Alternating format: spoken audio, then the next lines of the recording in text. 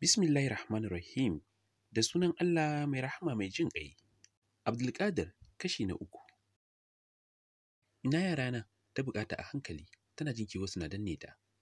Fajar na tare da Sumami nake tunani, Ikram na wajen anti. Bari in karɓo miki ita. A hankali ta girgiza mishi kai duk da hakan take so.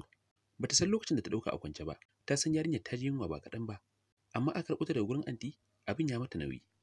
Abdulkadir bai saurare ta bai miƙe na nufa ƙofar ɗakin ya buɗe ya fita. Anti ya gani zaune tana danna waya, da alamar game ne da ya kalli screen ɗin. Ta tashi anti, ki bata Ikram wai. Ba tare ta ce mishi komai ba ta ajiye wayar ta a gefe tana kama goyon yarinyar ta kwance ta miƙa mishi ita. Karɓar ta yana kallon ta, idan ta biyu ta tsoma hannuwanta guda biyu a bakinta tana tsotsa.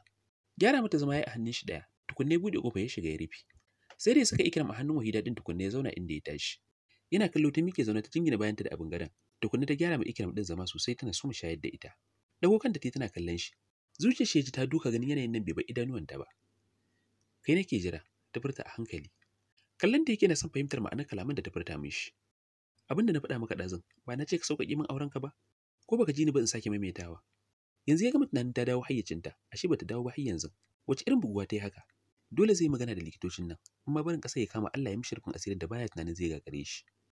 Kayi shiru, Wahida ta faɗi tana sake tallabo Ikram ɗin jikinta. Wani irin yanayi take ji da bata san yadda za ta misalta shi ba. Har wani ƙaiƙayi take ji a jikinta da son ta ji ya furta mata kalaman da za su datse igiyar da ta kulle ta da shi. Kin buga kanki da yawa, Abdulkadir ya faɗi can ƙasan makoshin shi. Shine kawai bayanin da zai fasara da abin da yake faruwa yanzu. Idan ba kanta ta buga ba Wahida ba za ta nemi saki a wajen shi ba. Kar ma a zo magana saki. Ba lalle ta kalle shi cikin ido tana mishi magana da yanayin rashin kunya haka ba. Ban buga kaina ba, saki na nake son kai. Ta fara bata mishi rai, yana jin yanayin na barazana da hakurin shi. Ki bar min maganar nan, ki bari na ce kin buga kanki da yawa ne. Ya karasa yana jan kujerar shi baya yi miƙe tsaye. Ina zaka je? Dan dafe kan shi yana sauke hannun shi. Zan magana da likita. Wani murmushi Wahida ta yi, ta rasa me yasa kalamanta suke mishi wahala fahimta haka. Ka yi magana da shi, idan ya tabbatar maka lafiya ta kalau sai ka dawo ka saurare ni. Kallon ta Abdulkadir yake yi, maganganunta na zauna mishi. A hankali ya girgiza kai. Idan ya zama bata buga kanta ba, idan ya zama tana cikin hayyacinta bai san me zai yi ba. Bai san ina take so ya ajiye kalamanta ba. Babu shiri ya koma ya zauna yana kiran sunanta. Wahida, kallon shi kawai ta yi ba tare da ta amsa ba. Wani abu da ya zo yin shi ya tsaya yake kokarin haɗewa, amma hakan ya gagara. Saboda hakuri na ya kwace a karo na farko a zaman me yasa ke furta min kalaman nan? Kai ta girgiza mishi a hankali. Ka min abin da ya fi na yau ka sani kuma. Na yau din ne da ya zama na ƙarshe insha Allah. Wata gajeriyar dariya ya ji ta kubuce mishi. Kin san girman kalaman da yake furta min? Ikram ta janye daga jikinta don har ta yi bacci, tana gyarawa tukunna ta jinjina mishi kai. Ba zai yiwu ba to, idan ma da gaske baki buga kanki ba zai yiwu Wahida. Ya faɗa da wani yanayi a muryar shi da ya sa ta tambayar. Me ba zai yiwu ba? Sakin nawa? A hasala Abdulkadir ya ce, Wahida, kina son sake gwada hakuri na ko? Cikin idanuwa ta kalle shi. Me zai faru? Zaka sake daga min hannun ne yanda kai? Nace idan na gwada hakurin naka zaka sake daga min hannun ne Abdulkadir? Yanda ta ja sunan shi kamar ta kafa abin gurza kwakwa ne a zuciyar shi ta ja haka ya ji. Ta karce wajaje da yawa a cikin girjin shi. Ko a mugun tunani bai taɓa hango Wahida za ta yi mishi rashin kunya ba. Mamaki yake har kasaran shi da ya kai ƙarshe wajen ɓaci. Ya mata kuskure ba wai bai mata ba. Amma hakan ba shine dalilin da zai sa ta kalli ƙwaya idanun shi ta faɗa mishi sarranta ba. Bai tsaya ga kalmar neman saki ba, har da rashin kunya tana ɗaga mishi murya. Sauƙaƙe miki a hannuna yake ko? Ba zai faru ba to, kina ji na? Ba zai faru ba. Wasu hawaye ta ji masu zafin gaske suna zubo mata. Ji take wani abu yana yamutsawa a cikin kanta. Rashin hankalin da yake mata tunani take ji yana gab da cin mata idan har bai sauƙaƙe mata auren da ta huta ba yau. Wallahi baka isa ba, ta faɗi murya tana karyewa da kukan da take yi. Kujerar shi ya ja baya na miƙewa. Wani irin tukukin bacin rai yake ji har idanuwan shi na lumshewa. Ki kalle ni, ya furta tsakanin haƙoran shi. Kukan ta ci gaba da yi. Ki kalle ni Wahida. Ya faɗi cikin wata irin murya da ta sa ta sauke idanuwanta da suka fara rinewa da kuka cikin nashi. Na isa. Ni Abdulkadir Ahmad Bugaji na isa har nayi yawa. Ban san me yake damun ki ba. Ki kwanta ki bacci. Bana ɓata lokaci na akan abin da ya riga ya wuce, ke kin sani. Zan yi kamar komai bai faru ba. Ya karasa magana yana juyawa, don jikin shi ya fara bari da bacin ran da yake ciki. Sadauki karka fita baka sauƙaƙe min ba.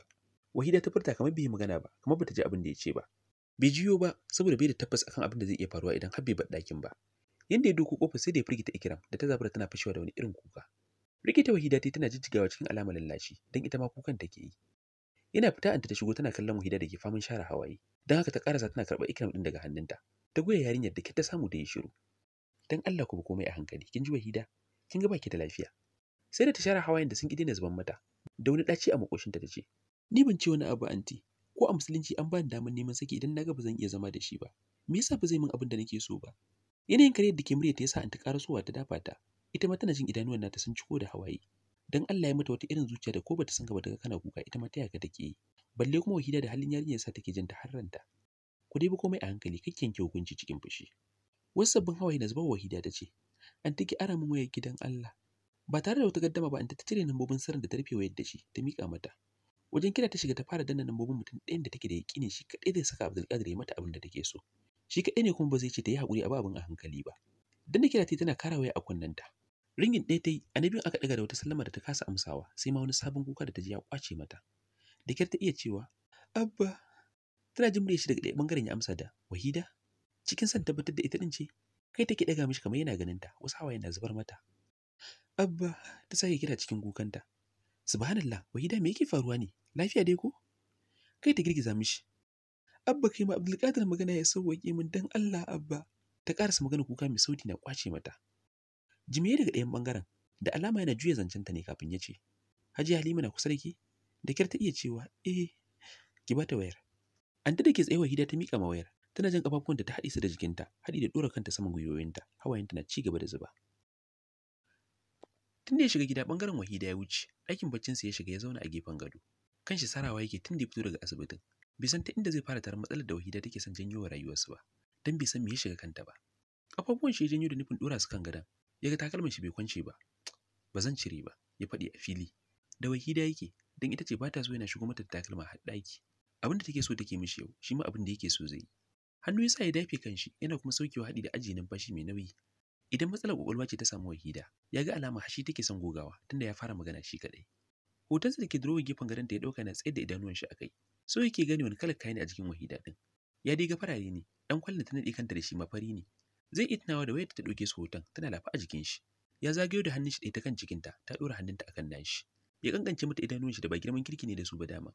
Da dariya nan tasa a fuskar shi. Dan yatsan shi ya saka ya shafi daidai fuskar ta. Ya sha ganin hoton ajiye a wurin haɗe da sauran hotunan shi. Ba zai ce ga lokacin da ta ɗauke su ba. Amma zai ƙarya idan ya ce ya taɓa tsayawa ya kula da hoton da yake hannun shi. Balle ya tambaye ta lokacin da ta kai aka wanko hoton har aka saka shi a frame haka. Bai san me yasa sai yanzu yake son tambayar ta ba. Sake shafa fuskar ta yi. "Me yake damin ki yau? Me yake son janyo mana wahi? Me yake son janyo mana haka?" Ya tsinci kanshi da tambaya. Shirin ɗakin na saukar mishi da wani irin yanayi da ya sa shi ajiye hoton ɗin da ya ɗauka. Bai san abin da ya kamata ya yi ba, wani abu makamancin wannan bai taɓa faruwa da shi ba. Asali yau ce rana ta farko da rikici ya soma haɗa su da Wahida. Shi yasa yake jin komai ya kwance mishi. Ba zai ce baya faɗa da ita ba, ita ɗin ce dai ba ta biye mishi. Komai faɗin da zai sauke mata haƙuri kawai za ta ba shi. Aljihun shi ya taɓa, wayar shi ba ta ciki. Wage-wage ya fara yana neman inda ya ajiye ta. Babu shiri ya miƙe. Duka inda tunanin shi zai iya kaiwa cikin ɗakin sai da ya duba amma bai ganta ba. Zuciyar shi ta wani irin dokawa da ya sauke idanuwan shi akan tebul ɗin da Wahida ta faɗa kai. Ga jini da har ya fara bushewa akan kafet ɗin. Ƙafafuwan shi da yake jin sun soma rawa ya ja zuwa hanyar kicin. Wani ƙaramin bokiti ya gani ya ɗauka ya tara ruwa a ciki. Kan windo ɗin kicin ɗin ya ɗauki omo ya zazzaga a ciki. Abin goge-goge yake nema bai gani ba sai wani tawul ƙarami. Shi ya ɗauka ya saka a cikin bokitin ya ɗauko ya fito daga cikin kicin ɗin. Gefen da jinin yake akan kafet ɗin ya ajiye bokitin ya tsugunna. Tawul ɗin ya fito da shi ya matse ya soma goge wajen. Sosai jikin shi ya ɗauki ɗimi da alamar zazzabin da yake da alaƙa da dana sanin abin da ya lullube shi. Yana mai da tawul ɗin cikin bokitin ya ga da ruwan ya sake launi. Ya ji wani abu ya tattaro daga zuciyar shi ya haɗa a wuyan shi ya shaƙe shi. A hankali kuma shige da ficen numfashin shi ya fara canjawa. Tawul ɗin yake gogawa a gurin da dukkan ƙarfin shi. Jinin Wahida ne duka anan, wata ƙaramar murya ta furta a cikin kunnuwan shi. Numfashin shi na fita da sauri kamar wanda ya gudu. Bana ɓata lokaci akan abin da ya riga ya wuce, bana tunani akai saboda ba zan iya komawa in canja ba. Yake faɗa a cikin ƙwaƙwalwar shi, ko zuciyar shi za ta taimaka ta bashi haɗin kai. Iya abin da zai iya gogewa a kafet ɗin ya goge, ya ɗauki bokitin ya mayar kicin. Wajen wanke-wanke juye ruwan, kalar shi na sa cikin shi ya mutsawa. Bai san lokacin da jini ya fara ɗaga mishi hankali haka ba. Famfo ya buɗe kan ruwan don ya wuce da wuri, baya son ganin shi. Ya tara hannuwan shi a jiki ya wanke, har fuskar shi ya wanke ko za ta rage mishi zafin da ya ji tana yi, ya kashe famfon ya fito. Tunawa ya wayar shi yake nema, ya ci gaba da dubawa. Bai san lokacin da ya ce, "Wahida ina wayata?" Idanuwan shi ya rintsa, bai ga mutane yadda shi ma yake gab da samun taɓin hankali bai ji ƙarar wayar. Hakan ya sa shi buɗe idanuwan shi babu shiri. Inda yake jin ƙarar wayar ya bi hakan kujera daga gefe. Hannu ya saka ya janyo wayar da rabin da ya fara shigewa cikin lokon kujerar. Sai dai kiran ya yanki. Dangwala jikin gilashin wayar tunda babu wani makulli a jiki, ta kuwa buɗe. Mamaki ne bayyana a fuskar shi ganin Abba ne yake kira. Ba wai dan baya kira ba, lokacin da ya kira din ne ya ji ya mishi wani iri. Yana shirin bin kiran sai gashi ya sake shigowa.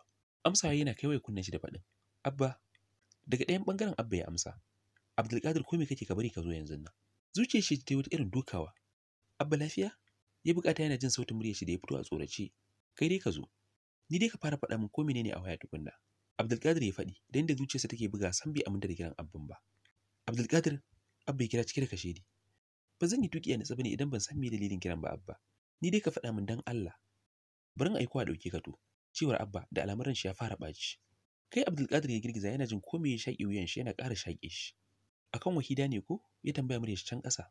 Yana kuma jin bugun zuciyar shi a cikin kunnuwan shi. Idanuwa ya rintse yana jiran amsa Abba. A ran shi ko roƙon Wahida yake. A'a Wahida, baki min wannan tonon asirin ba. Baki min haka ba. Ba za ki taɓa min haka ba. Bude idanuwan shi da jin Abba ya ce, "Akan ta ne ka zo yanzu nan ina jiran ka." Kafin ya furta wani abu Abba ya kashe wayar. Ta yi ƙara da alamun an kashe daga ɗayan bangaren a cikin kunnen shi. Abba mana, Abba bana so ana kashe min waya a cikin kunne, da gaske bana so. Ya ƙarasa furta magana da ya ilahi. Kuma yake ji ya kwance mishi, takawa yana fita daga ɗakin. Gurin motar shi ya nufa, budewa ya jefa wayar ciki. Har ya daga kafar shi ya saka a cikin mota ya ji an kira sallah. Ni sai na yi sallah wallahi. Ya furta kamar wani ya ce kare ya yi sallah. Cikin gida ya koma ya ɗaura alwala, sai dai baya jin yana da nutsuwar da zai iya zuwa masallaci. A nan ɗakin baccin sai nemi da duma ya shimfiɗa ya tayar da sallah. Sai dai ga mamakin shi ko kowa ya so mai da nutsuwar shi. Da kire samu yi sallar, tunani fal cikin ran shi. Ko addu'a bai miƙe bar da duma a nan. Fita ya shiga mota ya kunna haɗi da janta ya juya. Mai garin kofar nashi ya buɗe miƙe da ya fice, yana hanyar da za ta kai shi gidan nasa da yake kofar ruwa. Da kyar da ta samu likitan ya bar suka tafi gida, shi ma da alƙawarin cewa za ta dawo da Wahida a ranar. Komai asibitin suka baro shi, ita kanta anta ta so kuma menene a bar shi sai Wahida ta samu sauki sai a yi. Amma ita da abbanta sun ki yadda da hakan. Har suka shigo gida addu'a Allah ya kawo musu sauki take yi. Wahida da kanta ta fara jan anti zuwa bangaren ta. Ba dan ba ta son ganin mami ba, ba ta so kowa ya ce ta yi hakuri ko ta bi komai a hankali. Ba ta son jin duk wannan. Kujera ta samu ta zaman ta a ɗakin anti, lokaci zuwa lokaci take saka hannu tana share hawayen da ke biyo fuskar ta. Ikiran ma da ta ƙara bada ta sha anti ta miƙa ma yarinyar. Tana nan zaune Abba ya shigo da sallama. Tana sauke idanuwanta cikin nashi wani irin kuka ya kwace mata. A hankali Abba ya karaso cikin falon yana neman waje ya zauna. Wahida, Abba ya kira sunanta muryar shi cike da rauni. Kanta da yake naɗe da bandeji ya fara bi da kallo. Tukunne ya tsayar da idanuwan shi akan fuskarta da duk kumburin da ta yi da alamun kukan da ta sha. Bai hana yadda ta rami ya mutukan nunawa ba. Kukan da take yasa ta kasa amsa mishi. Wahida ki yi hakuri kin ji? Abba ya furta yana jin yadda zuciyar shi take a jagule. Muryar Wahida a dashe ta dago jajayen idanunta tana kallon Abba. Kai take girgiza mishi tana sauke ajiyar zuciya a hankali. Dan Allah Abba. Ta suma faɗi tana jin zuciyarta kamar za ta faɗo. Dan Allah karkace in koma karkace in yi hakuri Abba. Wallahi na gaji ina jin idan na koma zuciyata Abba. Ta yi magana tana kai hannunta a kirjinta inda take jin zuciyarta kamar za ta fashe. Numfashi take ja tana fitarwa amma iska ba ta kai mata inda take so. Da kyar take iya magana. Abba zuciyata ina ji kamar za ta faɗo. Dan Allah karkace in yi hakuri. Karka tambaye ni me ya faru. Ban san ta inda zan fara maka bayani ba kawai na gaji ne. Na gaji sosai. Anta take tsaye hannunta ta sa tana share hawayen da ta ji suna shirin zubo mata. Amurya Wahida take karanta kuncin da Allah kaɗai ya san tun yaushe take danne shi. Amurya Wahida take jin ciwon da take ciki ya kuma taɓa zuciyarta ba kaɗan ba. So sai ta yi niyyar lallaɓa yarinyar ta koma ɗakin mijinta domin shi aure ɗan haƙuri ne. Kowa ka ganshi zaune a gidan mijin shi komai daɗin zaman sa akwai haƙurin da suke da juna ta fannin da ba zai bayyana ba. Sai dai kuma bata san har yaushe za a dinga laɓewa a bayan haƙuri ana cutar mata a zamantakewar ta auratayya ba. Bata san sai yaushe mutane za su fahimta shi kanshi haƙurin yana da ƙa'ida ba. A al'adance haƙuri ma na da iyaka balle addini da ya sauƙaƙa matakin komai. Bata san lokacin da mutane za su fahimta duk da haƙuri jigo ne na zaman aure bai sa ya zama ibada auren gabaki ɗayanta ba. Roƙon da Wahida ta yi ya katse ma dogon tunanin da take yi. Wani da daɗi take jin zuciyar tana yi. Kuncin Wahida na tana mata da duk haƙurin da ta yi a nata gidan auren. Yana sa tana rashin sauƙin da ke tattare da haƙuri sai mai matuƙar ƙarfin zuciya ke iyawa ya kau da kai. Abba kanshi numfashi sauke na furta inna lillahi wa inna ilaihi raji'un. Abdulkadir Halima kin gyara nan sai da ya kure haƙurinta ko? Abba ya ƙarasa magana yana jinjina kanshi. A raunin ta amsa shida. Ai shikenan ya kyauta ya kuma yi makan shi wallahi. Hajji ce ta shigo ɗakin da Sallama tana ƙare musu kallo. Dan sallah take lokacin da Abba ya aika ai kiranta. Mami damin da anta ta je da kanta ce ta duk suna wajen. Ita kan bata ga zuwan me za ta yi ba. Ta san za su iya yanke duk abin da ya kamata akan Wahida din. Duk kawaicin mami anta ta san Wahida ta ninka ta. Yau kam tura ta kai bango. Allah dai ya sa lafiya. Hajji ta faɗi bayan ta amsa mata sallamar ta. Kafin ta zagayo ta samu waje gefen Abba ta zauna. Sai lokacin ta kula da Wahida da tun shigowar Abba ta sauka daga kan kujerar da take ta zauna akan kafet din ɗakin. Subhanallah Wahida. Ashe dai ciwon da yawa haka. Zainab ta zo tana faɗa min, yanzu nake shirin idar da sallah sai mu koma asibitin gaba ɗaya. Amma kamar bai kamata su baki sallama da wuri haka ba. Anti ce ta amsa da, ba su bayar da sallama ba su ma za mu koma zuwa anjima. Da mamaki Hajji ta ce, ikon Allah, lafiya dai ko? Ta tambayar tana kallon Abba da ya girgiza mata kai. Abdulkadir ne. Zuciyar ta Hajji ta ji ta yi wata irin dukawa jin sunan ɗan nata. Yau kam dai ya ƙure hakurin yarinyar nan saki take nema.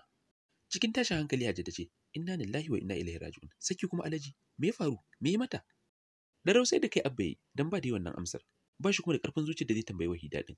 Tunda har roƙon shi dai da kai ya tambaya. Wahida da ke share ƙwalla Hajji ta kalla. Wahida me ya faru? Ba tare ta dago ba ko hawayen ta daina zuba ba ta ce. Dan Allah Hajji kake tambaye ni me ya faru? Ki yi haƙuri. Duk ku yi haƙuri takarda ta kawai nake son a karɓa min a wajen shi. Magana daga zuciyarta take jin tana fitowa. Ta ɗauka rashin Abdulkadir a kusa da ita zai iya barazana da rayuwarta. Ba ta taɓa tunanin zama da shi ne abin da zai haifar da hakan ba. In baya kusa da ita ko numfashi ba ta jin tana fitowa daidai. Amma yanzu tunanin kusancin da shi ne yake barazana da daidaiton numfashin nata. Ba ta san lokacin da rayuwa ta buɗe musu wannan shafin ba. Sai dai ko ba za ta iya wuce shi ba. Za ta yi duk wani ƙoƙarin da za ta iya ko don Fajar. Salati Hajji take tana ƙara wani. Ke kan Wahida ki yi haƙuri mana. Kin ji? Tunda duk muna nan. Ki bari a kira shi insha Allah ko menene yake faruwa za mu ji sai a daidaita ku. Tunda haihuwa ta shiga tsakani ko dan yara sai a duba lamarin. Kai abba ya girgiza mu Hajja. Kar ku yi amfani da yaran ta ku danne ta. Rai a jagula Hajji ta kalle shi. Kar ka ce min kana tunanin yin abin da take so ba tare ka duba lamarin ba. Kafin ya amsa Abdulkadir ya shigo ɗakin, kallo ɗaya zagi mishi kasan babu nutsuwa a tattare da shi. Ballantana ai magana kwanciya hankali. Ko sallama bai yi ba, zagayewa ya zauna akan hannun kujera. Zuciyar shi kamar za ta fito daga kirjin shi saboda tsallan da take yi. Abba me tace na mata? Ya tambaya rashin gaskiya shin fada a fuskar shi. Kallon shi kawai Abba yake yi. Hajji ce ta watsa mishi harara. Me kai mata Abdulkadir? Me ka sake yi mata? Cike da rashin fahimta ya ce, ban gane me ne sake yi mata ba Hajja. Na mata wani abu ne banda na yau? Girgiza kai anta tana faɗin. Dan ba ta son ta yi magana. Abdulkadir rashin kunya zai mata ta san shi sarai. Dan ubanka baka san me kai mata ba? Fuskar shi babu walwala ya ce, Hajja mana. Ko kaɗan baya so a saka shi a gaba ana mishi faɗa. Ko da can baya so balle yanzu da ba yaro bane shi. Sai dai bai ga laifinsu ba, Wahida ce. Duk laifinta ne da ta yi mishi wannan tonan sililin. Ta fi kowa sanin yadda yake son sirri a rayuwar shi. Abin da ya faru yau din tsotsai ne da za su iya magance shi a tsakaninsu. Bai san me yake damunta da ta kwaso matsalar tana faɗa su abu da bai ga ta inda abin ya shafe su ba. Ka kyauta Abdulkadir kaji? Ka kyauta. Hajji ta ƙara samriya tana karyewa. Idan ta yi dubu a bace yake. Abba ya sake kallo. Dan Allah Abba me tace na yi mata? Kai Abba ya girgiza mishi. Bata ce kai mata wani abu ba, aurenka ne kawai ta gaji da shi. Cikin wani irin tashin hankali Abdulkadir ya kallo Wahida da ta sauke mishi ranannun idanuwanta. Da nashi idanu yake tambayar ta me take yi musu haka. Abba zan yi magana da ita, kaji? Hajji kun ji? Ganin suna kallon shi yasa shi dorawa da dan Allah. Abba ya fara miƙewa, shi kan batun ya zai sallama da lamarin Abdulkadir ba. Tsakanin shi da yaron ido ne da addu'a. Amma shi kam ya ce yayi kokari yayi bakin shi ya daina wannan asarar. Ganin da gaske ban musu ɗakin za su yi sa Wahida faɗin. Abba da kun zauna, ko me zai ce ba zai canja komai ba. Takarda ta kawai nake so ka amsa min tunda ni na mishi magana yaki. Ba su ce komai ba suka fita. Ko ƙarasa barin ɗakin Hajjaba ta ba Abdulkadir ya bar inda yake zaune yana dawowa kusa da Wahida ya tsugunna. Hannu ya sa ya tallabo fuskarta. Mene miki da zafi haka Wahida? Dan Allah mene miki haka? Hankali na yake son ganin ya tashi? Nutsuwa ta yake son ki raba da ita? Duk kin yi nasara, wallahi kin yi nasara. Ki bari haka ki tashi mu koma gida. Idan ma kina so raina ya ɓaci kamar yadda na ɓata miki rai, duk ya faru.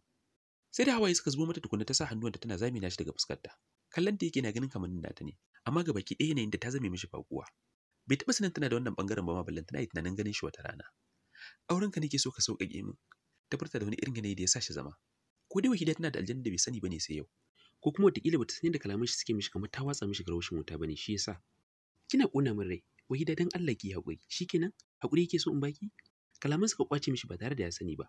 Kallon shi take, yau ne rana ta farko a tsayin shekarun da ta san shi, da ta ji kalmar haƙuri na neman afuwa akan labban shi. Sai dai zuciyarta kamar dutse take jinta. Babu abin da haƙurin shi ya motsa a ƙirjinta balle ya tasiri. Muryar ta na rawa ta ce, "Ka sake ni shi nake so."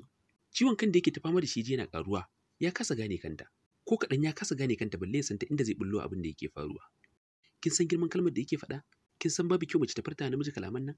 Duk da hawayen da ke zuba mata sai da murmushi ya kwace mata. Zaka fi kowa ba da tabbacin naje Islamiyya Sadauki, kamar yadda zan bayar a kanka. An halatta min neman saki na idan ba zan iya zama da kai ba. Zan biya ka sadakin ka kakka damu. Ta karasa tana sa wata irin dariya kubce mishi. Ya lallaba ta yayi duk abin da zai iya. Bai san me take son samu daga wajen shi haka da ta zabi wannan hanyar ba. Mamakin ta yake sosai. An ce kana sanin halayen mutum fiye da koyaushe idan zamantakewa aure ta haɗa ku. Wahida na son ƙaryata kowa ya fara faɗin hakan. Dan yanzu ba zai iya ba da shaida akan halayyarta ba. Da wani yanayi amarya shi ya ce, "Me yake so daga wajena?" Dan in ba yau ba shi bai mata komai ba. Wata rigima bata haɗa su da za ta zaɓi ɗaga mishi hankali haka ba. A gaje ta amsa mishi da, "Sau nawa zan maimaita maka, ka sauƙaƙe min aurenka." Tashi daga ƙasa yana komawa kan kujera. Ya ga alamar tashin hankalin shi take sanyi. Nata kuma babu yanda za a iya kwanta. Bai san kalar wasan da take yi da shi ba, amma zai biye mata har ya gane kan wasan. Sai ya san hanyar da zai biye nasara a kanta. Ko me yake faɗa miki zaki samu abin da yake nema yaudarar ke yake. Ya faɗa mata yana tabbatar da kalaman sun zauna mata. Zai ga wanda ya isa ya sashi sakinta tunda igiyoyin a hannun shi suke. Abba, Wahida ta kira idanun da cike da hawaye. Zaman shi Abdulkadir ya gyara kan kujera na jin shigowarsu. Suka zazzauna banda anta da ta tsaye inda take kafin ta fita daga ɗakin. Kallon su Abba yi, fuskar Abdulkadir na tabbatar masa da basu cimma matsaya mai kyau ba. Duk da yayi wannan addu'ar, baya son Abdulkadir ya rasa Wahida din, amma ba za a haɗu da shi a cigaba da zaluntar marainiya ba. Bai da ƙarfin ɗaukar zinuban nan kam. Abba ku faɗa mata ni ban shirya rabuwa da ita ba. Ku faɗa mata. Abdulkadir ya faɗi yana ƙara gyara zaman shi. Ƙarya hauka Wahida take. Aure yanzu yake jin ya fara yin shi da ita. Dan bai amsa karɓa aurenta a masallaci ba. Sai da niyyar mutuwa ce kawai abin da zai raba igiyoyin da suka kulle su a ranar. Bai ga me zai canja wannan ba. Ka ji shi ko Abba? Ba zan iya komawa gidan shi ba ni kam, dan Allah ku bashi hakuri ya sauƙaƙe min. Wahida ta faɗi cikin tashin hankali. Cikinta har ya mutsawa yake da tunanin komawa gidan shi. Ƙarfinta ya gama ƙarewa ga baki ɗaya. Inna lillahi wa inna ilaihi raji'un. Fati ta faɗi. Tana sa Abdulkadir juyawa ya kalle ta. Ki fa daina salati tunda auren bai mutu ba kuma mutuwar zai yi ba. Idanuwan Hajja a waje ta ce, Abdulkadir, ran shi a ɓace yake sosai, ran shi ya jima bai irin ɓacin na yau ba. Salatin me take yi to Hajja? Ni ban ma san me take yi a nan ba wallahi. Abba ne ya kalle shi na girgiza kai. Ai ba za ka taɓa sake halinka ba, ba za ka sake halinka ba Abdulkadir. Ni ba zan ba ta haƙuri ba, Allah kaɗai san me take kunsa a zama da kai. Tunda ta nemi ka ba ta takardar ta ai kenan. Wata ƴar gajeriyar dariya Abdulkadir da ba ta da alaƙa da nishaɗi. Ya san Abba ba san shi yake wani ba tun yanzu ba. Yanda ya goyi bayan Wahida bai bashi mamaki ba. Bai bi ta kan anti ba, ra'ayinta ko abin da take tunani ba shi da muhimmanci a wajen shi. Hajja ya kalla da yake ganin hawaye cike da idanuwanta. Abin nan bai min daɗi ba sam, ni dai ko me ya faru dan Allah ku yi haƙuri. Ku ba abin kwana biyu tunda duk kun hau dokin zuciya. Idan kuka sako sai a yi magana. Kai Wahida ta girgiza ma Hajja. Ko an kwana biyu ba zai canja wani abu ba. Gara ni dai ban takarda ta yau. Abba zan mai mishi da sadakin shi. Rai a bace Abdulkadir ya kalle ta. Za kuma ki bani yarana. Wannan karan zuciyarta ta ji ta motsa da ƙarfin gaske. Idanun shi ya tsayar a cikin nata. Da wani irin tashin hankali take kallon shi. Alhaji kana jin su a gaban gaske wannan rashin hankalin? Hajji ta karasa magana hawayen bakin ciki na zubo mata. Ka san me kake faɗa Abdulkadir? Jaririya kake cewa za ta baka? Ka yi da ita to. Abba yake tambaya na kallon shi. Wallahi har ita sai an bani. Abba kaji ita me take furta min ai baka yi magana ba. Sai ni dan nace ta ban yara na ya zama rashin hankali? Numfashi Abba ya sauki. Kar ka ƙara ɓata min rai wanda yafi wanda nake ciki. Ba na son furta wasu kalamai marasa daɗi akan ka Abdulkadir. Ba tun yanzu kake ƙure hakuri na ba. Jikin shi Abdulkadir yake ji haɓari yake saboda ɓacin rai. Wani irin kallo ya watsa Wahida da duk ta ja mishi wannan tijarar. Ya kuma kudurta ran shi ba zai ɓaci shi kaɗai ba. Tashin hankali take nema ta kuma samu. Ya ga alamu duka laifin komai suke son su dora mishi. Da yayi wani abu mai girma ne ma ran shi ba zai ɓaci har haka ba. Babu abin da yi, ya za a saka shi a gaba haka. Abba na san ba wani suna kake ba dama, dan batun yanzu ba na sani. Amma duk da haka ya kamata a yi min adalci. Sai ka tambaye ta idan na mata wani abu. Da mamaki Abba yake kallon shi. Cikin yaran shi zai ce daga shi sai Wahida ya fi kula da lamaransu. Yake kuma jin shakuwa ta ban mamaki da su. Wahida saboda haƙuri da hankalinta, Abdulkadir saboda yawan kawo mishi ƙarar shi da aka yi, da kuma zuciyar da Allah ya halitta mishi ta saurin fushi. Yasa babu ranar da yake gida baya kiran shi ɗakin shi don sulhun da tsakanin shi da wani a cikin gida, ko kuma ya mishi faɗa akan koyon haƙuri. Amma shi yau yaran zai kalla ya ce baya san shi. Wani kalar soyayya ce bai nuna ma Abdulkadir ba. Abdulkadir Hajja ta kira. Abba ya katse ta da, ki kyale shi Hajiya Farida ki kyale shi. Mikiwa Abdulkadir yana kallon su gabaki ɗaya. Ni dai ku faɗa mata za ta bani yarana. Wannan karan hawayen da Wahida ta ji ya zo mata daga abin da ya saura mai motsi a zuciyarta ya fito. Dan sai da ta ja kafafuwanta tana haɗe su da jikinta ko za ta samu sauƙin ciwon da fitowar su ya bar mata. Idanuwan da ta sauke cikin nashi da suke fal da kwantaccen rikici. Muryar ta dauke da wani irin yanayi ta ce, "Yara na kake son amfani da su sadauki? Shikenan naji na dauka. Ka sauƙaƙe min ga Ikram nan bayan anta ta baka ita. Fajar na cikin gida nake tunani sai ka dauke shi. Allahu ya raya su cikin aminci." Anta da take tsaye bata san lokacin da ta juya tana nufin ɗakin baccin ta ba. Dan wani kuka ne ya kwace mata, zuciyarta ta gama karewa da abin da yake faruwa. Hajja ma miƙewa tana kallon Abu da kamar shine sanadin komai. Tunda ya yi musu magana, ba a gaban ta za su yi wannan rashin hankalin ba. Ficewa daga falon. Abu ma miƙewa yana ba su waje. Ganin kallon da suke ma juna da alama su ma manta ba su kaɗai bane a ɗakin. Tunda ta fara magana yanayin muryar ta yasa ko numfashin shi a hankali yake zarya. Iskar wajen kanta tsaye Abdulkadir ya ji ta yi. Kamar ita ma tana son taya shi mamakin Wahida. Dan ya tabbatar ba shi kaɗai yake mamaki ba. Ba zai haɗa yadda yake ganin soyayyar shi da ta yaransa a idanuwanta ba. Ta sha nuna mishi yadda yake da muhimmanci akan komai na rayuwarta. Sai dai bai taɓa tunanin za ta ce ya ɗauki yaron dan ya raba ta da auren shi ba. Girgiza ta yi kaɗan ya ɗora halin da yake ciki a yanzu. A cikin idanuwanta yake ganin yadda komai ya fara. Tuna baya. To, alhamdulillah, to ‘yan tsakar gida. Ina mai baku hakurin rashin zuwan labari a jiya sakamakon wani akasi da aka samu wanda ya sha ƙarfi na. Wanda na yi ƙoƙarin kawo labarin cikin dare amma ganin cewa yadda duka sauran kashi na ɗaya da na biyu da aka kawo duka ba a kawo su akan lokaci da ya kamata ba. Yasa na yanke gara ne hakurin kawo shi na kawo wannan ɗin akan lokaci ba kamar yadda na saba ba. Da fatan za ku gafarce ni. A nan za mu kwana, inda gobe za mu tashi da waiwayin tuna baya, inda komai ya samo asali a cikin labarin. Da fatan za ku ci gaba da kasancewa da tashar tsakar gida, ku ci gaba da like kamar yadda kuka saba, ku ci gaba da comment da ra'ayinku tambaya cin gyara, ƙorafi ko yabawa. Haka zalika, da fatan za ku ci gaba da taya mi sharing a group ɗinku na WhatsApp da Facebook. Na gode da kasancewa ku a tashar tsakar gida.